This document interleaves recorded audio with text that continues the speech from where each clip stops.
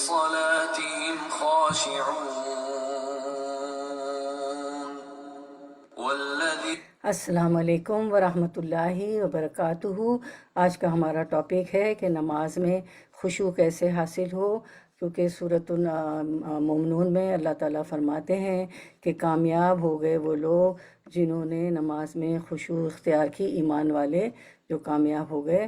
تو ہم دیکھتے ہیں کہ خشوع کیسے کیا جائے وہ نماز میں، کیونکہ مومنوں کی صفت اللہ تعالیٰ نے بتائی ہے جو جنت کے وارث ہوں گے۔ ورحمۃ اللہ وبرکاتہ۔ آج کا ہمارا ٹاپک ہے کہ نماز میں خشوع کیسے لائیں، اللہ کا قرب کیسے حاصل کریں اور جنت کا حصول۔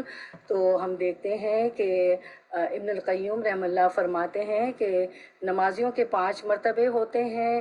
پہلا مرتبہ نمازیوں میں ان کا ہے جو اپنی جانوں پر ظلم کرتے ہیں، جو نماز کے اوقات کو ضائع کرنے والے ہیں، ناقص وضو کرنے والے، نماز پڑھتے وقت اس کے ارکان و حدود کا خیال نہیں رکھتے ہیں۔ دوسرا مرتبہ ان نمازیوں کا ہے جو نماز کے اوقات، وضو، ارکان اور نماز کی ظاہری حدود تو ٹھیک بجا لاتے ہیں مگر نماز میں مجاہدہ نفس نہیں کرتے ہیں، اور یعنی قصداً توجہ برقرار نہیں رکھتے اور نماز کو دنیاوی خیالات میں ضائع کرتے رہتے ہیں۔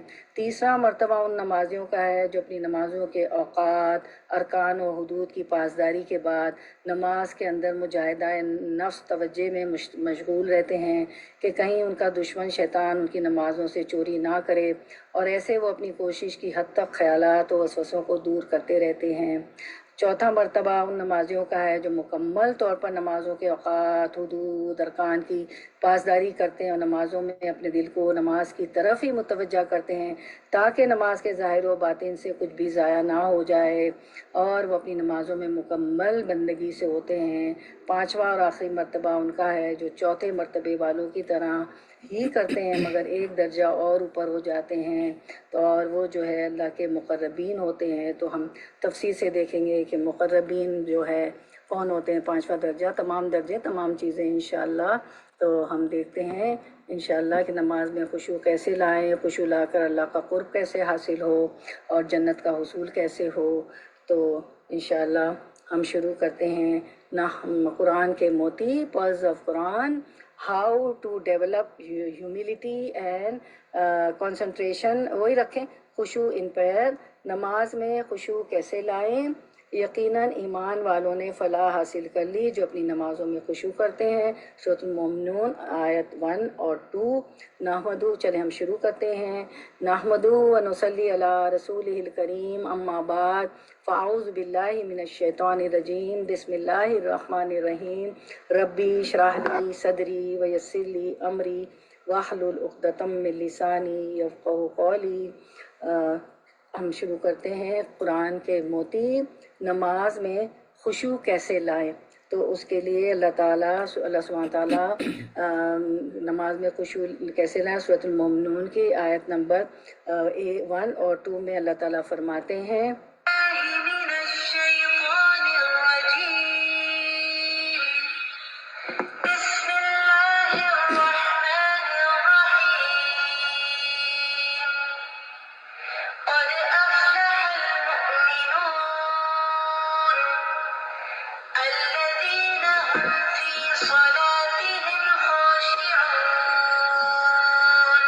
تو اللہ تعالیٰ فرماتے ہیں یقیناً کامیاب ہو گئے مومن وہی جو اپنی نماز میں عاجزی کرنے والے ہیں اور اپنی نماز میں خشوع اختیار کرتے ہیں۔ اللہ تعالیٰ یہ فرماتے ہیں تو نماز میں خشوع کیسے لائیں۔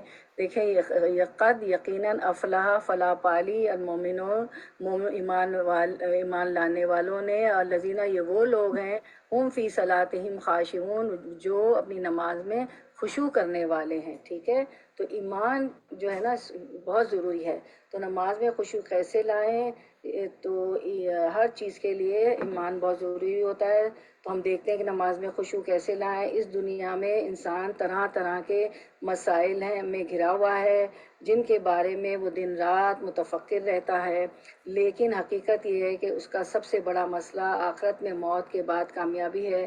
لہٰذا اسے سوچنا چاہیے کہ وہ کامیابی کیسے حاصل کی جائے۔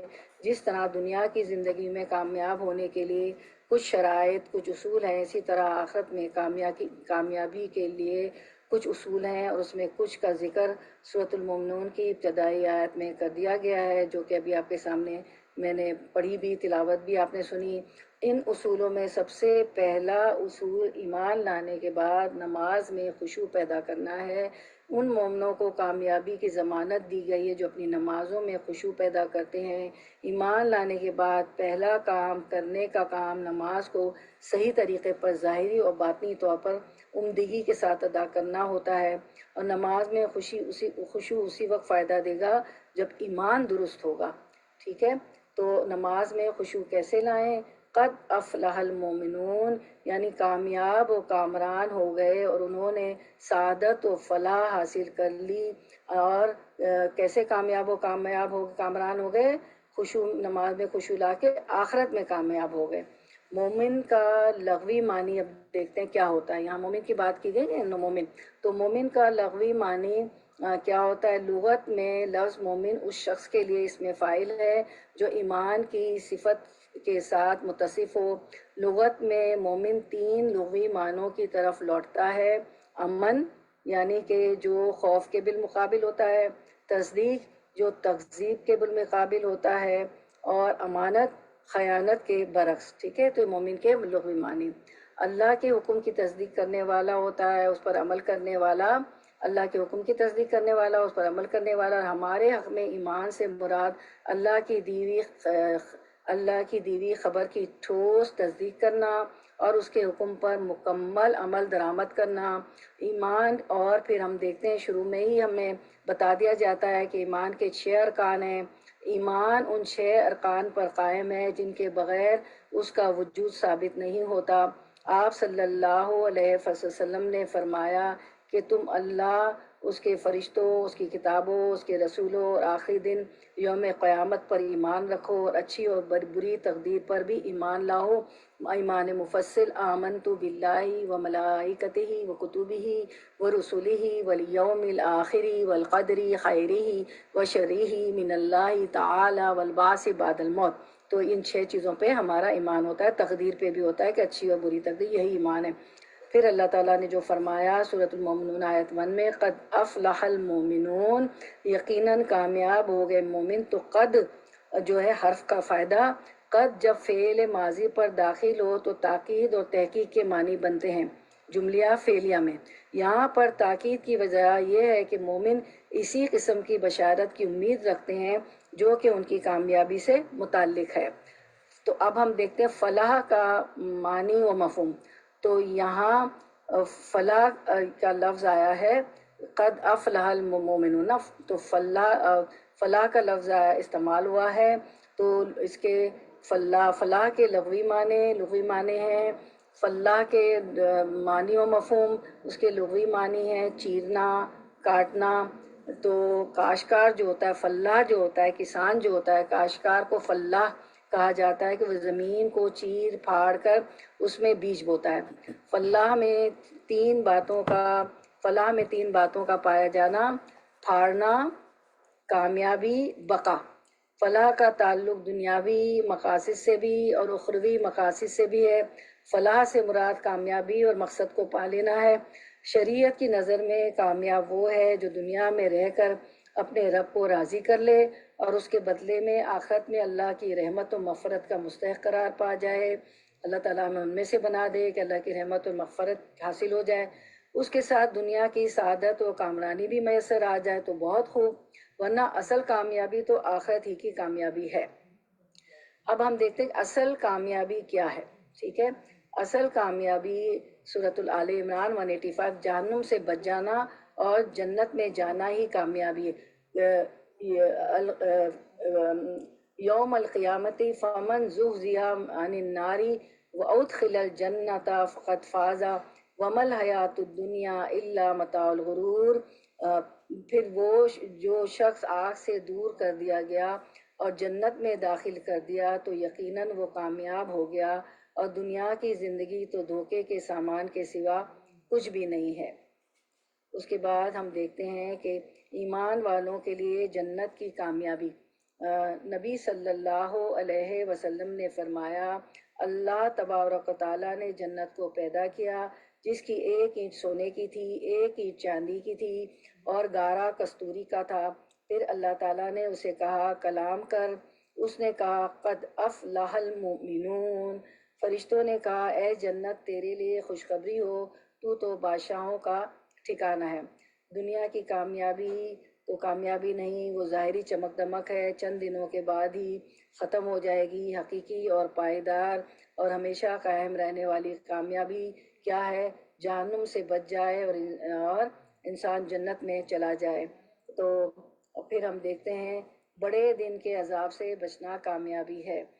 سورۃ الانعام 15-16 قل انی اخاف ان عصیت ربی عذاب یوم عظیم من یصرف عنہ یومئذ فقد رحمہ وذالک الفوز المبین۔ کہہ دیجئے اے محمد صلی اللہ علیہ وسلم، اگر میں اپنے رب کی نافرمانی کروں تو بے شک میں ایک بڑے دن کے عذاب سے ڈرتا ہوں۔ جس شخص سے اس دن وہ ہٹا لیا جائے گا تو یقیناً اس نے اس پر رحم کر دیا، یعنی اللہ نے اس پر رحم کر دیا، اور یہی کھلی کامیابی ہے جو آگ کے عذاب سے بچا لیا گیا اور جنت میں چلا گیا۔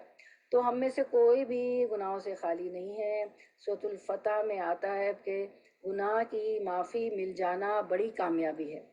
تو اللہ تعالیٰ فرماتے ہیں لیدخل المؤمنین والمؤمنات جنات تجری من تحتها الانہار خالدین فیہا ویکفر عنہم سیئاتہم وکان ذلک عند اللہ فوزا عظیما، تاکہ وہ مومن مردوں اور مومن عورتوں کو ان باغوں میں داخل کرے جن کے نیچے سے نہریں چلتی ہیں، ہمیشہ ان میں رہنے والے، اور ان سے ان کی برائیاں دور کرے، اور یہ ہمیشہ سے اللہ کے نزدیک بہت بڑی کامیابی ہے۔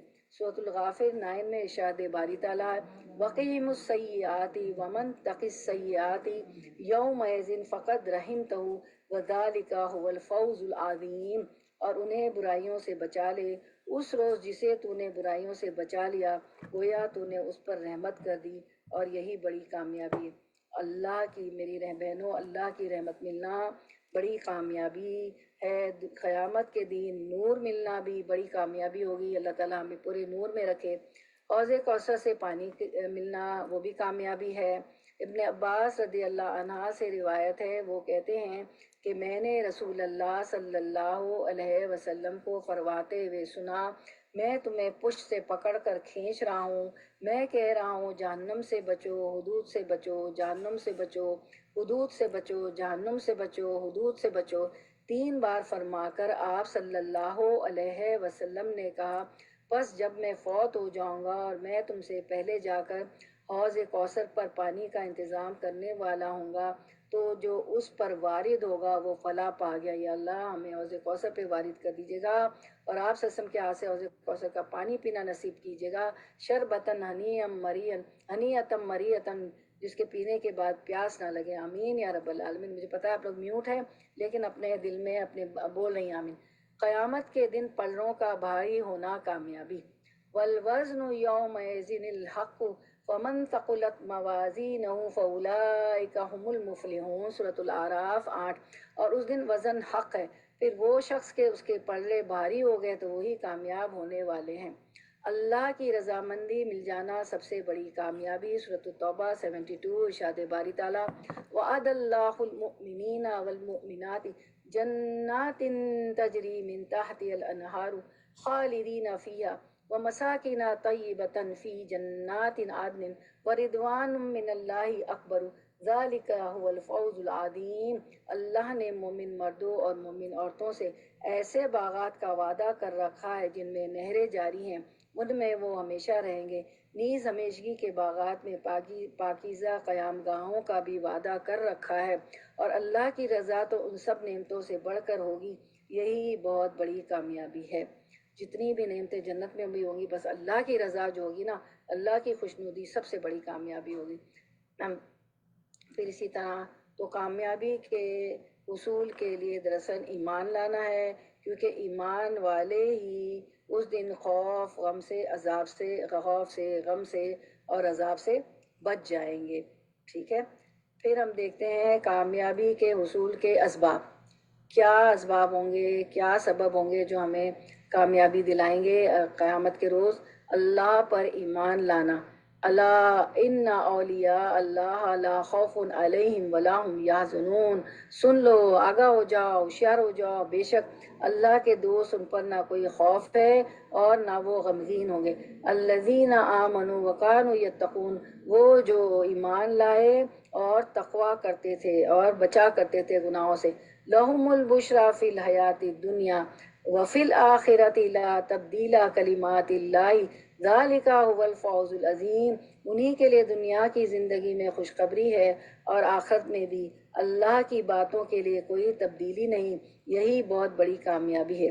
اب ہم دیکھتے ہیں ایمان اور عمل صالح سے کامیابی ملتی ہے۔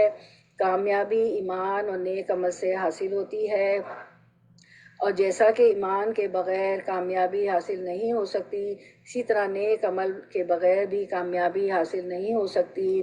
اور سورۃ البقرہ کے شروع میں اللہ تعالیٰ نے مومنوں کے ایمان اور نیک عمل کی وجہ سے ان کی تعریف بیان فرمائی ہے، پھر ان کو کامیابی کے ساتھ متصف کیا ہے۔ اللہ سبحانہ وتعالیٰ نے فرمایا اولئک علی ھدی من ربہم واولئک ھم المفلحون، سورۃ البقرہ 5۔ یہ لوگ اپنے رب کی طرف سے بڑی ہدایت پر ہیں اور یہی لوگ پورے کامیاب ہیں، پورے کے پورے کامیاب ہوں گے اور فلاح پانے والے ہوں گے۔ تو انسان کو صالح بنا کر انسان کی اصلاح کرنی ہے، ہمیں صالح بننا ہے، اصلاح کرنی ہے، تو دنیا میں بھی وہ کامیابی حاصل کرتا ہے اور آخرت میں بھی۔ اور پھر ہم دیکھتے ہیں کہ اللہ تعالیٰ فرماتے ہیں یا ایھا الناس قوا انفسکم واہلیکم من النار، اے ایمان والو اپنے آپ کو اور اپنے گھر والوں کو آگ کے عذاب سے بچاؤ۔ پھر اس کے بعد اور عمل صالح کو صالح اس لیے کہا جاتا ہے کہ وہ انسان کی اصلاح کر دیتے ہیں، جیسے نماز پڑھنا، صدقہ خیرات کرنا، یہ وہ چیزیں ہیں جن سے پھر جو ہے جو اللہ کا قرب بھی حاصل ہوتا ہے اور نیک اعمال بھی کرنے ہوتے ہیں۔ اور پھر ہم دیکھتے ہیں کامیابی کے حصول کے لیے توحید اپنانا۔ رسول اللہ صلی اللہ علیہ وسلم جو ہے بازاروں میں نکل جاتے تھے، میلوں میں نکل جاتے تھے، تو رسول اللہ صلی اللہ علیہ وسلم حجاز کے بازار میں جا کر کیا فرماتے تھے، بلند آواز سے لوگوں کو پکارتے تھے اور فرماتے تھے اے لوگوں لا الہ الا اللہ کہہ دو تو فلاح پا جاؤ گے۔ کامیابی کے اصول کے لیے کیا ہے؟ توحید کو اپنانا ہے، شرک سے بچنا ہے۔ رسول اللہ صلی اللہ علیہ وسلم نے فرمایا بلند آواز میں لوگوں کو پکار کر حجاز کے بازار میں کہتے تھے اے لوگو لا الہ الا اللہ کہہ دو تو فلاح پاؤ گے۔ پھر اس کے بعد اسکرین رک گیا ہے شاید، اللہ کا تقوی اختیار کرنا، ٹھیک ہے۔ اب دیکھتے ہیں ہم اللہ کا تقوی اختیار کرنا، سورۃ البقرہ 189، واتقوا اللہ لعلکم تفلحون، اللہ سے ڈرو تاکہ تم کامیاب ہو جاؤ۔ ان للمتقین مفازا، سورۃ النبا 31۔ یقیناً متقی کے لیے ایک بڑی کامیابی ہے جو اللہ کا تقوی اختیار کرتا ہے، اللہ سے ڈرتا ہے۔ جب اللہ سے ڈرتا ہے تو گناہ نہیں کرتا ہے، اور پھر یہ ہے کہ اللہ اس سے راضی ہو جاتا ہے، اور جب وہ گناہ نہیں کرتا اللہ راضی ہو جاتا ہے تو اللہ کا قرب حاصل کر لیتا ہے، جنت کا حصول حاصل کر لیتا ہے۔ اس کے بعد اللہ اور اس کے رسول کی اطاعت کرنا ہے، اللہ کی طرف سے نازل کردہ نور کی پیروی کرنا ہے۔ وَاتَّبِعُوا النُّورَ الَّذِي أُنزِلَ مَعَهُ أُولَٰئِکَ هُمُ الْمُفْلِحُونَ، سورۃ الأعراف 157۔ سو وہ لوگ جو اس پر ایمان لائے اور اسے قوت دی اور اس کی مدد کی اور اس نور کی پیروی کی جو اس کے ساتھ اتارا گیا، وہی لوگ فلاح پانے والے ہیں۔ یہ جو ہے اہل کتاب کی بھی کتابوں میں تھا کہ ایک نبی آئیں گے تو اس پر ایمان لانا ہے، اسے قوت دینی ہے، اس کی طاقت بننی ہے، اس کی مدد کرنی ہے، اور جو قرآن جو ہدایت وہی الہی لے کے آئیں گے وہ نور ہے، روشنی ہے، ہدایت ہے، ضابطہ حیات ہے، اس پر چلنا ہے، اس کی پیروی کرنی ہے، اور تو یہی لوگ فلاح پانے والے ہیں، یعنی قرآن پر، یہ ان کی کتابوں میں بھی تھا۔ پھر ہم دیکھتے ہیں کہ اللہ کی عبادت کرنا، سورۃ الحج 77 میں فرمایا یا ایھا الذین آمنوا ارکعوا واسجدوا واعبدوا ربکم وافعلوا الخیر لعلکم تفلحون، حج 77۔ اے لوگو جو ایمان لائے ہو، رکوع کرو اور سجدہ کرو اور اپنے رب کی عبادت کرو اور نیکی کرو تاکہ تم کامیاب ہو جاؤ۔ دیکھیں پوری نماز اس میں آگے رکوع، سجدہ اور عبادت کرنی ہے تو کامیابی حاصل ہوگی۔ تو جو ہے ہم دیکھتے ہیں کہ اس سے پتہ چلتا ہے کہ بنیادی اسلامی عبادات کا ادا کرنا بھی کامیابی کی علامت ہے۔ پھر اسی طرح جو ہے شراب جوئے سے بچنا وہ بھی کامیابی کی طرف لے جاتا ہے۔ نیک عمل کرتے رہنا، گناہوں سے بچتے رہنا ہے، اور اپنے فرائض کو پورے کرنا۔ فرائض کیسے پورے ہوں گے؟ حدیث سے ہمیں پتہ چلتا ہے، صحیح بخاری 189، ایک اعرابی پریشان حال بکھرے بالوں والا رسول اللہ صلی اللہ علیہ وسلم کی خدمت میں حاضر ہوا۔ اس نے پوچھا، یا رسول اللہ صلی اللہ علیہ وسلم، بتائیے مجھ پر اللہ تعالیٰ نے کتنی نمازیں فرض کی ہیں؟ آپ صلی اللہ علیہ وسلم نے فرمایا، 5 نمازیں۔ یہ اور بات ہے کہ تم اپنی طرف سے نفل پڑھ لو، یعنی نوافل بھی ہوتے ہیں نا، تہجد، اشراق، چاشت، دوحہ، یہ سارے نفل۔ پھر اس نے کہا، بتائیے اللہ تعالیٰ نے مجھ پر روزے کتنے فرض کیے ہیں؟ آپ صلی اللہ علیہ وسلم نے فرمایا، رمضان کے مہینے کے۔ یہ اور بات ہے کہ تم خود اپنے طور پر کچھ نفلی روزے بھی رکھ لو، جیسے پیر جمعرات کو ہم رکھتے ہیں، ایام بیت کے 13، 14، 15 چاند کی تاریخ کے رکھتے ہیں، عرفہ کا روزہ رکھتے ہیں، محرم کی 9، 10 محرم کا روزہ رکھتے ہیں وغیرہ، اور نفلی روزے۔ تو آپ صلی اللہ علیہ وسلم نے اس سے فرمایا کہ رمضان کے مہینے کے روزے، اور یہ اور بات ہے کہ تم خود اپنے طور پر کچھ نفلی روزے اور بھی رکھ لو۔ پھر اس نے پوچھا، اور بتائیے زکوٰۃ کس طرح مجھ پر اللہ تعالیٰ نے فرض کی ہے؟ رسول اللہ صلی اللہ علیہ وسلم نے اسے شرائع اسلام کی باتیں بتا دی۔ اس اعرابی نے کہا، اس ذات کی قسم جس نے آپ کو عزت دی، نہ میں اس سے جو اللہ تعالیٰ نے مجھ پر فرض کر دیا ہے کچھ بڑھاؤں گا نہ گھٹاؤں گا۔ اس پر رسول اللہ صلی اللہ علیہ وسلم نے فرمایا، اگر اس نے سچ کہا ہے تو یہ فلاح پا گیا، یا آپ صلی اللہ علیہ وسلم نے فرمایا کہ اگر سچ کہا ہے تو جنت میں لے جائے گا۔ تو اس سے پتہ چلتا ہے کہ بنیادی اسلامی عبادات کا ادا کرنا بھی کامیابی ہے، نماز، روزے وغیرہ۔ پھر حرام کاموں سے بچنا ہے، تو سورۃ المائدہ 90 میں فرمایا اللہ تعالیٰ نے، یا ایھا الذین آمنوا انما الخمر والمیسر والانصاب والازلام رجس من عمل الشیطان فاجتنبوہ لعلکم تفلحون۔ اے لوگو جو ایمان لائے ہو، بات یہی ہے کہ شراب اور جوا اور شرک کے لیے نصب کردہ چیزیں اور فال کے تیر سراسر گندے ہیں، شیطان کے کام میں سے ہیں، سو اس سے بچو تاکہ تم فلاح پاؤ۔ اس کے بعد ہم دیکھتے ہیں کہ کثرت سے اللہ کا ذکر کرنا ہے، وَاذْكُرُوا اللَّهَ كَثِيرًا لَعَلَّكُمْ تُفْلِحُونَ، سورۃ الانفال 45۔ اور اللہ کو بہت زیادہ یاد کرو تاکہ تم فلاح پاؤ۔ اس کے بعد اللہ کی نعمتوں کا تذکرہ کرنا اور ان پر شکر ادا کرنا، سورۃ الاعراف 69۔ ارشاد باری تعالیٰ ہے، فَاذْكُرُوا آلاء اللَّهِ لَعَلَّكُمْ تُفْلِحُونَ، سو اللہ کی نعمتیں یاد کرو تاکہ تم فلاح پاؤ۔ تو آلاء اللہ بھی نعمتیں ہیں، اس کا ترجمہ ہوتا ہے نعمتیں۔ تو نیک اعمال کرنا ہے، سچائی اختیار کرنا ہے، قناعت اختیار کرنا ہے، تھوڑے پر بھی خوش ہو جانا ہے، قناعت کرنا ہے، تھوڑا بھی ہو تو اس میں برکت ہو جاتی ہے قناعت کی وجہ سے۔ پھر توبہ کرنا ہے بہت زیادہ، سورۃ النور 31، ارشاد باری تعالیٰ، توبہ کرنا، وَتُوبُوا إِلَى اللَّهِ جَمِيعًا أَيُّهَا الْمُؤْمِنُونَ لَعَلَّكُمْ تُفْلِحُونَ، اور تم سب اللہ کی طرف توبہ کرو اے مومنو تاکہ تم کامیاب ہو جاؤ۔ سب کو توبہ کرنی ہے۔ اس کے بعد تزکیہ نفس کرنا ہے، اپنے نفس کا تزکیہ کرنا ہے۔ اس کے لیے فرمایا سورۃ الشمس 9 اور 10، قد افلح من زکاہا، یقیناً وہ کامیاب ہو گیا جس نے اپنے نفس کو پاک کر لیا، وقد خاب من دساہا، اور یقیناً وہ نامراد ہو گیا جس نے اسے مٹی میں دبا دیا، جس نے اس کو کوشش ہی نہیں کی اپنے نفس کو جو نفس میں اپنی ذات میں غلط کام کرتا ہے، غلط چیزیں، غلط عمل، اس کو ٹھیک کرنے کی۔ اس کے بعد کامیابی کیسے حاصل ہوگی؟ اللہ کے راستے میں جد و جہد کرنا، سورۃ المائدہ 35، یا ایھا الذین آمنوا اتقوا اللہ وابتغوا الیہ الوسیلۃ وجاہدوا فی سبیلہ لعلکم تفلحون۔ اے لوگو جو ایمان لائے ہو، اللہ سے ڈرو اور اس کی طرف خود تلاش کرو اور اس کے راستے میں جہاد کرو تاکہ تم کامیاب ہو جاؤ۔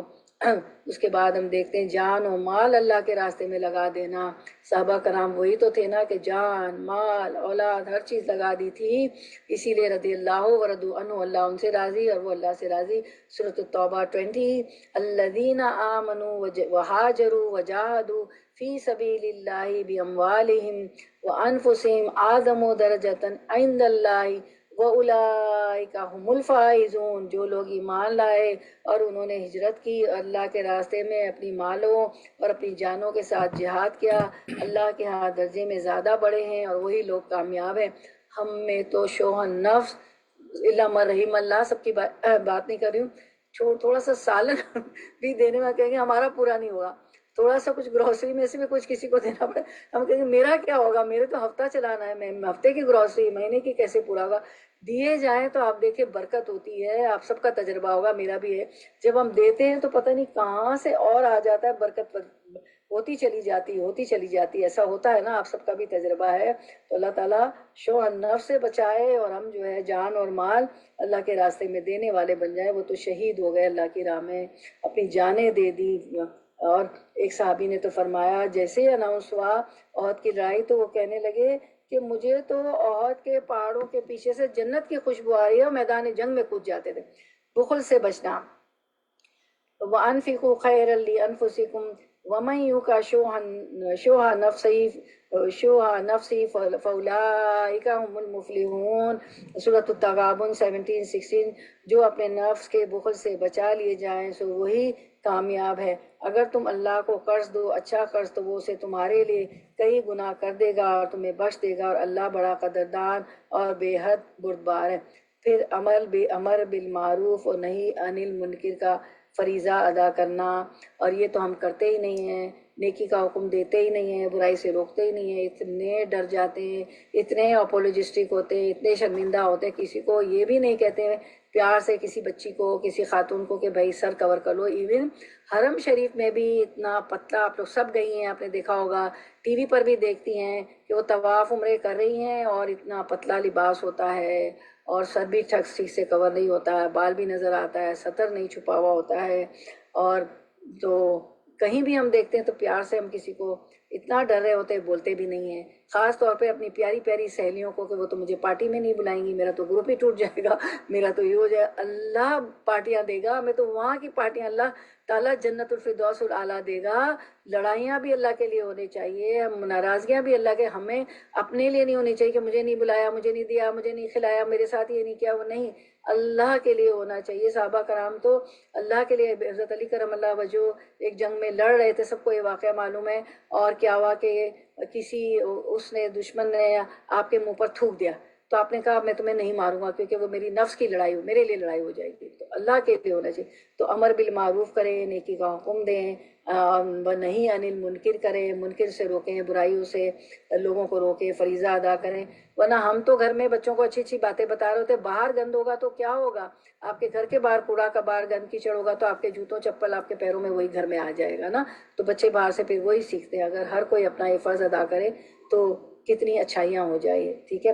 پھر مصائب اور مشکلات پر صبر کرنا ہے۔ وائی می، میں نے تو صدقہ کیا، خیرات کیا، میرے ساتھ ہی ہو گیا، مجھے بیماری آ گئی، ارے اللہ نے آپ کو یاد کر لیا، آپ کے درجات بند، ٹھیک ہے ہم بہت کمزور ہیں، ہم مانگ نہیں رہے ہیں مشکلات اور مصائب، اب جب آ گئی ہیں تو اس پہ صبر کریں۔ روزے کا کتنا ثواب ہے، صبر کرنے والوں کو روزے کے برابر ثواب ملتا ہے، کیونکہ روزے میں آپ صبر کرتی، حلال چیزیں حرام ہو جاتی، کھانا پینا حلال ہے لیکن آپ پورا دن اس پہ ہم نہیں کھاتے، میاں بیوی کا رشتہ حلال ہے لیکن ہم اس کو اللہ تعالیٰ نے منع کیا نہیں ہم وہ کرتے، تو اسی لیے صبر کے روزے میں کیوں درجے ہیں، کیوں بہت زیادہ ثواب ہے، کیونکہ صبر، تو صبر کرنے کا مصائب اور مشکلات پر روزے کے برابر ثواب مل جاتا ہے۔ تو پھر اللہ تعالیٰ فرماتے ہیں کہ لوگوں کے حقوق ادا کرنے ہیں۔ سورۃ الروم 38، فآتی ذی القربى حقہ والمساکین وابن السبیل ذالک خیر للذین یریدون وجہ اللہ وَأُولَئِكَ هُمُ الْمُفْلِحُونَ۔ پس قرابت والے اپنے رشتہ داروں کو اس کا حق دو، مسکین کو حق دو، مسافروں کو اس کا حق دو، یہ ان لوگوں کے لیے بہتر ہے جو اللہ کا چہرہ چاہتے ہیں اور وہی فلاح پانے والے ہیں۔ مسکین، یتیم، مسافر رشتہ داروں کو ان کا حق دے کر یا کوئی حق کے علاوہ کوئی ایکسٹرا مدد کر کے بھی من اور اذا ان کو جتانا نہیں ہے، ان کو اذن جتا کے، من کر کے جتا کے ان کو اذن تکلیف نہیں دینی ہے، صرف اللہ کا چہرہ چاہنے کے لیے کرنا ہے، اللہ کی رضا کے لیے کرنا ہے، اور ہمیں ان کے شکریہ بھی نہیں چاہیے، ان کی جو ہے اپریسیشن بھی نہیں چاہیے، بالکل نہیں۔ مان نرید منکم، وہ جو ہے نا کہ ہم تو ان کو کھلاتے اللہ کی رضا کے لیے، ہمیں ان سے جزا اور شکریہ نہیں چاہیے۔ اس کے بعد کامیابی کی راہ میں کیا کیا رکاوٹیں ہوتی ہیں، کیوں ہم کامیاب نہیں ہوتے ہیں؟ کیونکہ کفر کرنا، شرک کرنا۔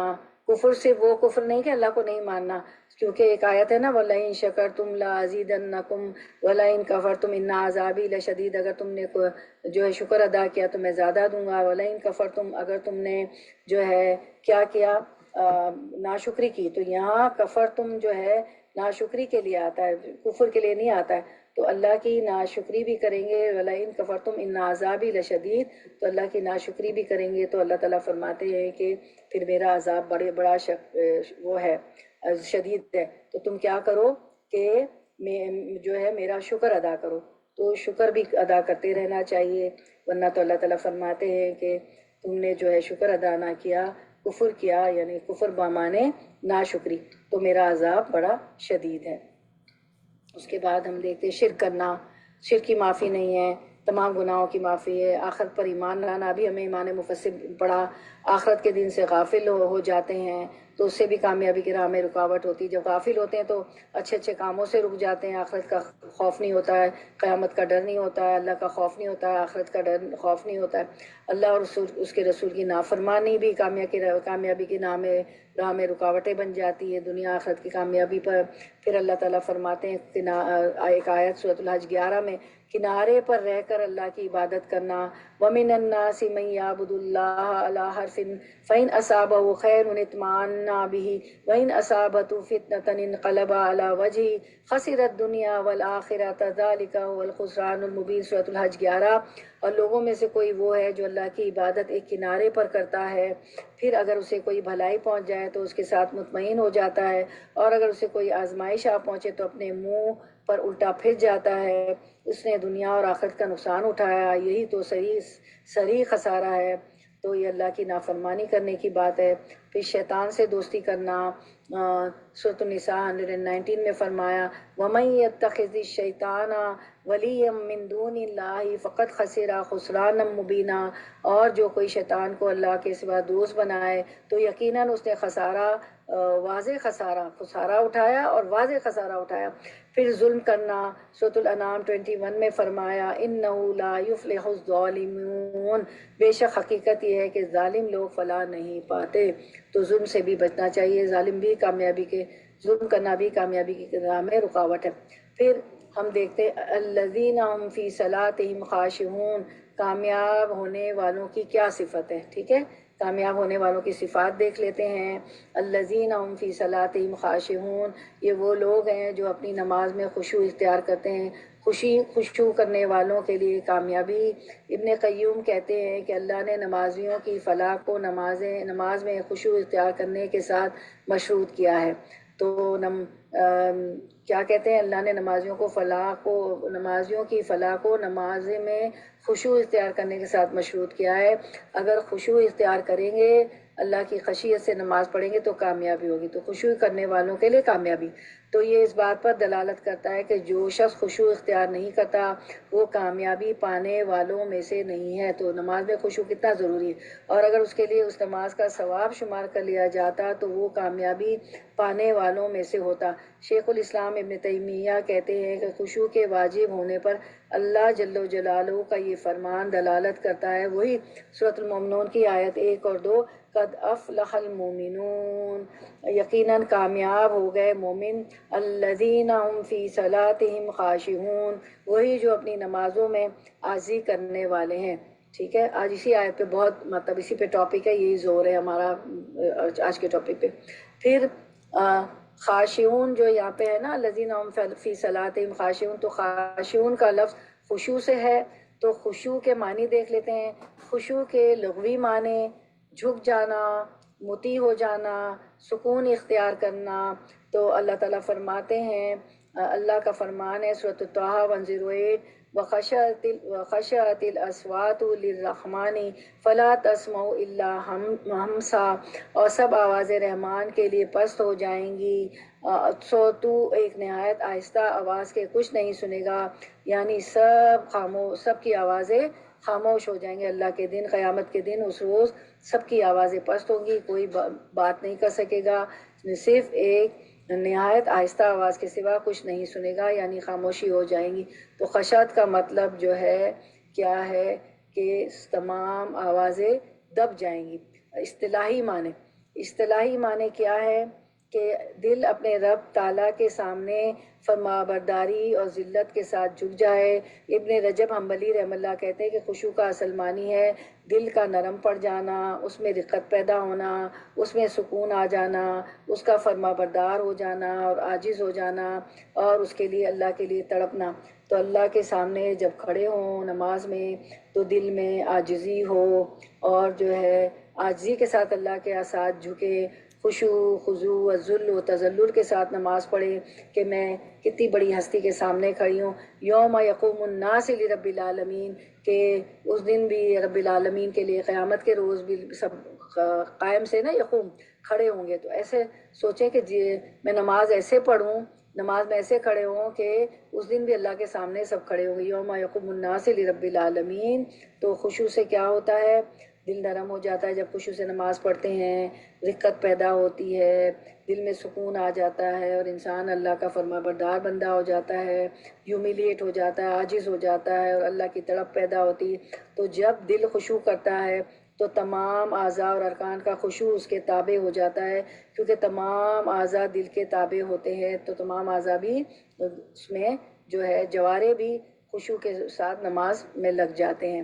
نماز اور غیر نماز میں خشوع مطلوب ہے، لیکن نماز میں خشوع اختیار کرنا نماز سے باہر خشوع اختیار کرنے سے زیادہ اہم ہے، کیونکہ نماز کی حالت میں انسان اللہ کے سامنے کھڑا ہوتا ہے۔ خشوع ایک دلی عبادت ہے، اس کے اثرات اعضاء کے افعال پر ظاہر ہوتے ہیں۔ تو نماز کے دوران خشوع کرنے والا مومن نماز کو اس کے شرائط اور اس کے ارکان اور اس کے واجبات اور اس کے مستحبات کے ساتھ قائم کرنے کی حرص کرتا ہے۔ وہ اس بات کی خواہش رکھتا ہے کہ اس کا دل اور ذہن اپنے رب کی طرف متوجہ ہو، اور جو کچھ وہ پڑھ رہا ہے یا سن رہا ہے اس کو خوب یاد رکھنے والا ہو۔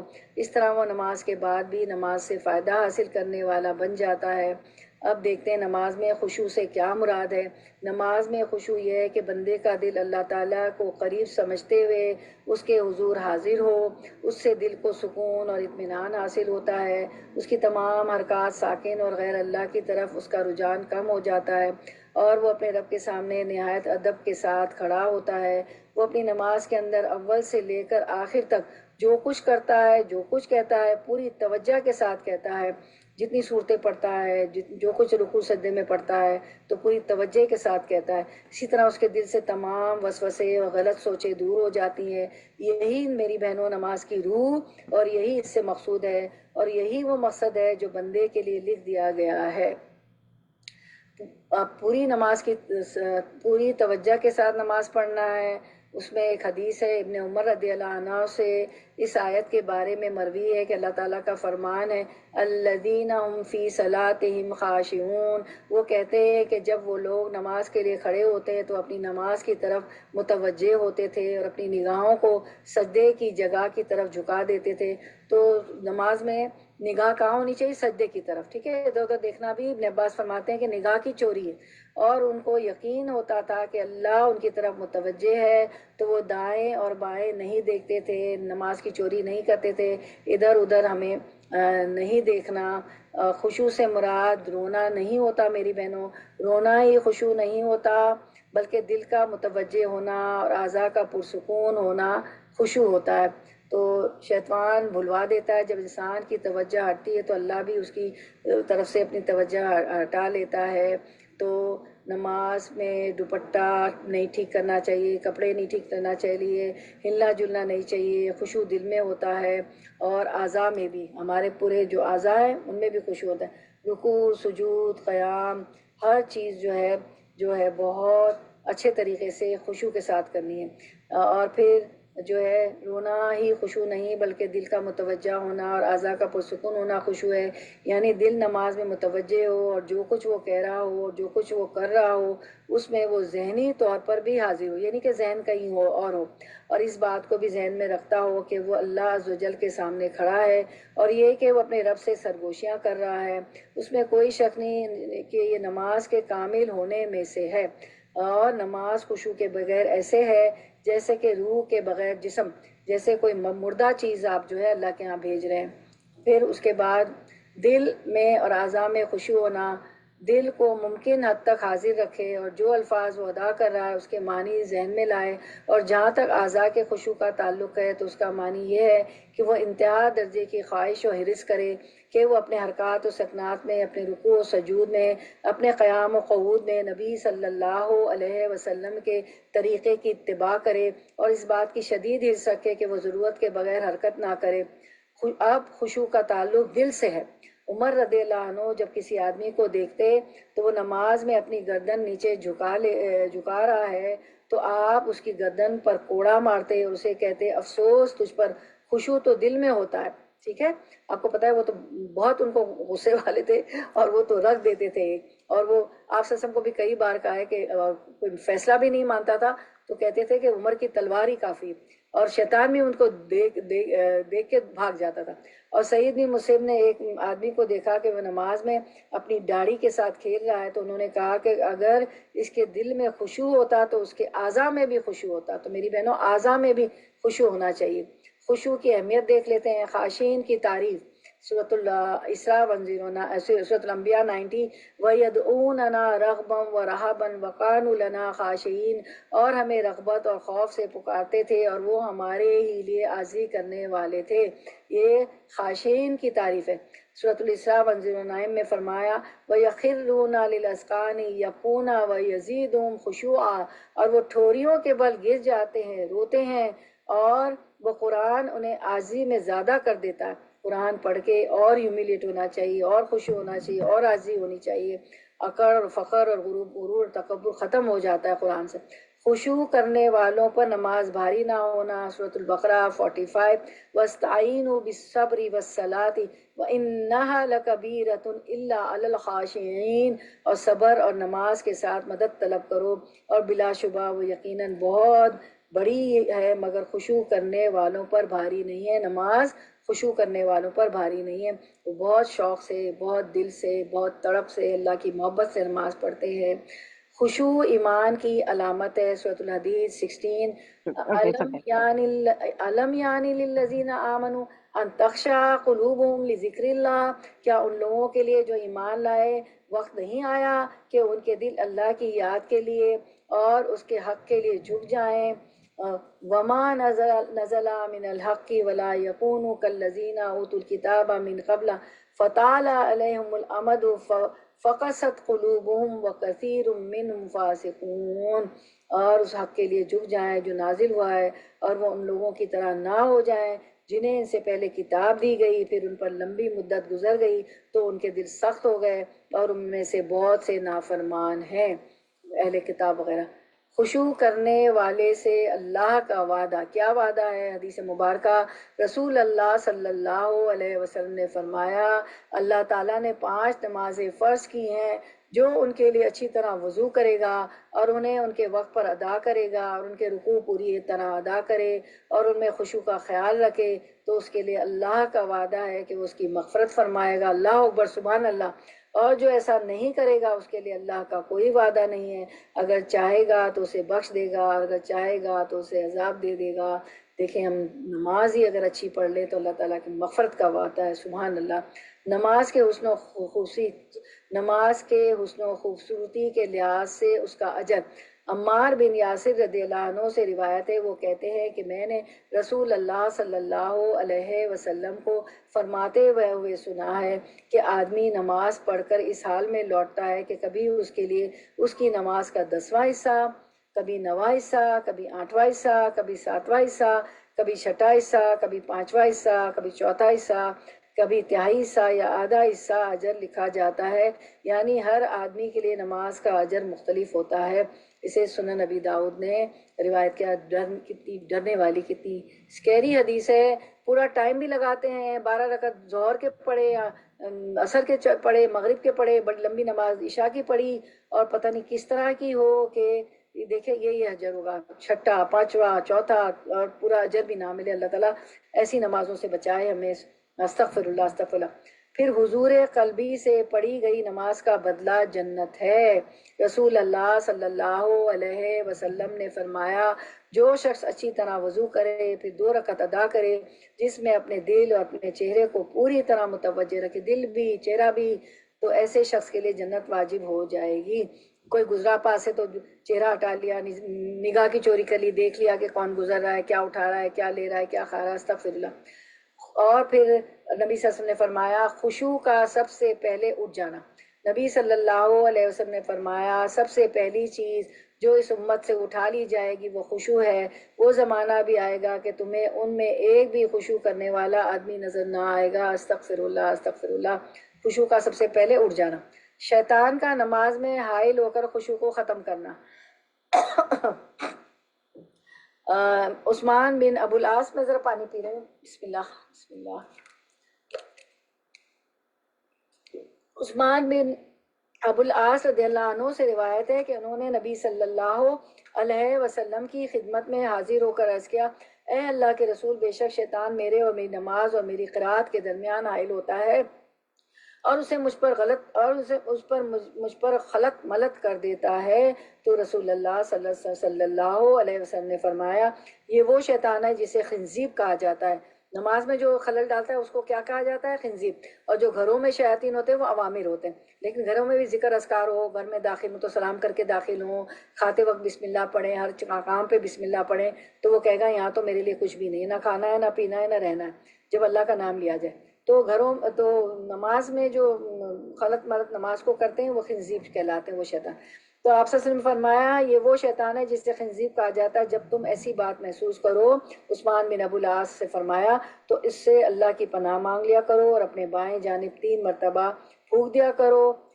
کہتے ہیں پس میں نے ایسے ہی کیا تو اللہ نے اسے شیطان کو مجھ سے دور کر دیا۔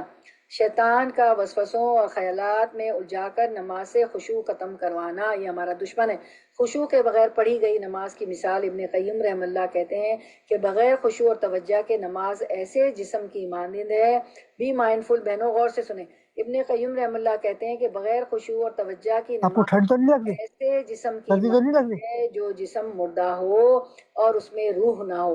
تو جیسے کہ اگر ہم ایسی نمازیں پڑھیں گے تو جیسے ہم نے مردہ بھیج دیا اللہ کے یہاں، مردہ نماز۔ کیا بندے کو اس بات سے حیا نہیں آتی کہ وہ اپنے جیسی مخلوق کو مردہ غلام یا مردہ لونڈی کا تحفہ دے؟ تو اس بندے کے بارے میں کیا خیال ہے جو کسی بادشاہ یا کسی امیر وغیرہ کو ایسا تحفہ دینے کا ارادہ کرے؟ تو وہ نماز جو خشوع اور توجہ سے خالی ہوتی ہے وہ اسی کے برابر ہے جیسے کہ مردہ اللہ کے ہاں بھیج دیا۔ نماز میں خشوع کے اعتبار سے ہی ثواب ملتا ہے۔ خشوع کے لحاظ سے بندوں کی نمازوں کا فرق، بعض لوگوں کا کہنا ہے کہ 2 آدمی نماز میں ہوتے ہیں اور دونوں میں ایسا فرق ہوتا ہے کہ جیسے کہ آسمان اور زمین اور آسمان کا فرق ہے۔ اس کے بعد ہم دیکھتے ہیں نماز میں مختلف لوگوں کے درجات، یہ بڑی اہم بات ہے۔ اس میں 5 نمازیوں کے 5 مرتبے ہیں۔ 5 طرح کے نمازیوں کے بارے میں ہم پڑھیں گے۔ شروع میں بھی میں ڈسکرپشن دیا تھا، وہ شارٹ تھا، آپ ڈیٹیل میں پڑھیں گے اور اس کو غور سے سنیں کہ 5 طرح کے نمازی ہوتے ہیں اور 5 طرح سے نمازیوں کے مرتبے ہوتے ہیں۔ تو سب اور ان کا انجام بھی ہم دیکھیں گے کہ اس طرح کے 5 نمازیوں کے انجام کیا ہے۔ اللہ تعالیٰ ہمیں مقربین والا جو گروہ ہے اس میں سے بنا دے۔ تو نماز میں لوگوں کے مختلف درجات اور ان کا انجام، نمازیوں کے 5 مرتبے ہیں۔ تو نمبر 1، نماز کے ارکان اور واجبات میں کوتاہی کرنے والا۔ تو یہ کون ہوتا ہے؟ ابن القیوم کہتے ہیں کہ یہ وہ چیزیں ہیں جس کے بغیر نماز پوری نہیں ہوتی۔ وضو صحیح نہیں کرتا، وقت پہ نماز ادا نہیں کرتا، ارکان میں کمی کر دیتا ہے، نماز کی حدود کی پابندی نہیں کرتا۔ تو جو ہے پہلا مرتبہ ان کا ہے جو اپنی نماز جانوں پر ظلم کرتے ہیں، جو نماز کے اوقات کو ضائع کرنے والے ہیں، ناقص وضو کرنے والے، نماز پڑھتے وقت اس کے ارکان و حدود کا خیال نہیں رکھتے ہیں۔ پھر دوسرا وہ نمازی ہے کہ نماز کے ظاہری ارکان کی حفاظت کرنے والا ہے، لیکن وہ وضو کی، وقت کی، ارکان کی، سب چیز کی حفاظت کرتا ہے، لیکن نفس ادھر ادھر الجھا ہوا ہوتا ہے، دنیا کی باتوں میں اور وسوسوں میں وہ گم ہو جاتا ہے۔ تو دوسرا مرتبہ ان نمازیوں کا ہے جو نماز کے اوقات، وضو، ارکان اور نماز کی ظاہری حدود تو ٹھیک بجا لاتے ہیں، مگر نماز میں مجاہدہ نفس نہیں کرتے، اپنے نفس کو کنٹرول میں نہیں رکھتے، ادھر ادھر دیکھتے ہیں اور شیطان کے وسوسوں میں آ جاتے ہیں، نمازوں کو وسوسوں اور خیالات میں ظاہر کر دیتے ہیں۔ اب تیسری قسم کا نمازی، نماز کے ارکان کی حفاظت کے ساتھ نفس کے ساتھ جہاد کرنے والا ہوتا ہے۔ تو تیسرا مرتبہ ان نمازیوں کا ہے جو اپنی نمازوں کے اوقات، ارکان و حدود کی پاسداری کے بعد نماز کے اندر مجاہدہ نفس میں مشغول رہتے ہیں کہ کہیں ان کا دشمن شیطان جو ہے ان کی نمازوں سے چوری نہ کرے، اور ایسے وہ خیالات و وسوسوں کو دور کرتے رہتے ہیں اپنی نماز میں، اپنی نفس سے جو ہے بہت مجاہدہ کرتے ہیں۔ تو یہ نمازی اپنی نماز میں جہاد فی سبیل اللہ کر رہے ہیں۔ پھر چوتھا نمازی، چوتھی طرح کی نماز، چوتھے جو درجہ ہے نماز میں، وہ ایسا نمازی انتہائی مستغرق ہوتا ہے، یعنی یہ کہ چوتھا مرتبہ ان نمازیوں کا ہے جو مکمل طور پر نمازوں کے اوقات، حدود ارکان کی پاسداری کرتے ہیں اور نمازوں میں اپنے دل کو نماز کے قیام کی تکمیل تک پہنچاتے ہیں تاکہ نماز کے ظاہر و باطن سے کچھ بھی ضائع نہ ہو جائے، اور وہ اپنی نمازوں میں مکمل بندگی کرنے میں لگے رہتے ہیں، مکمل بندگی سے ہوتے ہیں۔ اور پھر پانچواں درجے کا نمازی وہ ہوتا ہے کہ دل سے اللہ کو دیکھتے ہوئے نماز پڑھتے ہیں۔ یہ جو پانچویں درجے کا اعلیٰ درجے کا شخص ہے، کان نکا تراہو، نماز کے لیے جب کھڑا ہوتا ہے تو جیسے کہ وہ اللہ تعالیٰ کو دیکھ رہا ہے، وہ اپنے دل کو میں اس طرح محسوس کرتا ہے کہ وہ اللہ تعالیٰ کو دیکھ رہا ہے۔ تو یہ مقربین ہوتے ہیں، اللہ کے بہت قریب ہوتے ہیں۔ پانچواں اور آخری مرتبہ ان کا ہے جو چوتھے مرتبے والوں کی طرح ہوتے ہیں، جو مکمل بندگی کرتے ہیں، مگر ایک درجہ اور اوپر جاتے ہیں پانچویں درجے کے نمازی، کہ وہ اپنے دل کو لے کر اللہ رب العزت کے سامنے ایسے حاضر ہو جاتے ہیں کہ جیسے وہ اسے دیکھ رہے ہوں، کہ وہ اس کے سامنے کھڑے ہیں، اللہ کے سامنے کھڑے ہیں، اور ایسے محسوس ہوتا ہے ان کو کہ ان کے اور رب کے درمیان پردے حائل نہیں ہیں، اور وہ اپنے آپ کو اللہ کے سامنے کھڑا دیکھتے ہیں۔ انتا عبد اللہ کان نکا تراہو، رواہ مسلم میں ہے نا یہ حدیث کہ اللہ تعالیٰ کی ایسی عبادت کرتے ہیں جیسے کہ وہ اس کو دیکھ رہے ہیں۔ تو اللہ کی عبادت ایسے کر جیسے کہ تو اسے دیکھ رہا ہے۔ اب ان پانچوں کا انجام بھی دیکھ لیتے ہیں۔ پہلے درجے والوں کو قیامت میں سزا ہوگی، ٹھیک ہے، دوسرے کا محاسبہ کیا جائے گا، تیسرے کی معافی ہے، چوتھے والوں کو پورا اجر دیا جائے گا، اور پانچویں مرتبے والوں کا کیا کہنا۔ پانچویں تو اللہ کے مقرب ہیں، پانچویں تو وہ ہیں کہ اللہ کے قرب میں رہتے ہیں، ان کی نمازیں ان کی آنکھوں کی ٹھنڈک بن جاتی ہیں۔ اس کو الوابل السیب من کلم طیب نے بیان کیا، ابن القیم رحم اللہ نے۔ تو ہم دیکھتے ہیں کہ تو یہ وہ نمازی ہوتا ہے جو مقرب بندہ ہوتا ہے۔ تو دو آدمی نماز میں ہوتے ہیں اور دونوں میں ایسا فرق ہوتا ہے جیسا کہ زمین اور آسمان میں فرق، ٹھیک ہے۔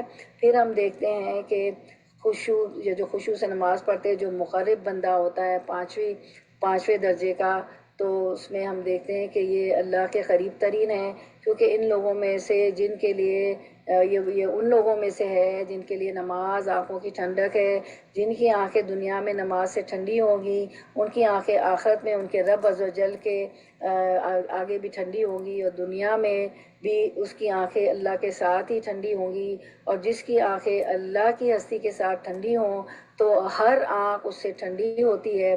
اور یہاں انہوں نے یہ بہت گہری بات کہی ہے، انہوں نے کہا کہ جس کا اپنے رب کے ساتھ تعلق بہتر ہو، اسے دیکھ کر دوسرے خوش ہو جاتے ہیں، ان کے دلوں میں بھی ایک سکون آ جاتا ہے، یعنی جو اپنے رب کے ساتھ پرسکون ہوتا ہے پھر لوگوں کے لیے بھی سکون کا باعث ہے۔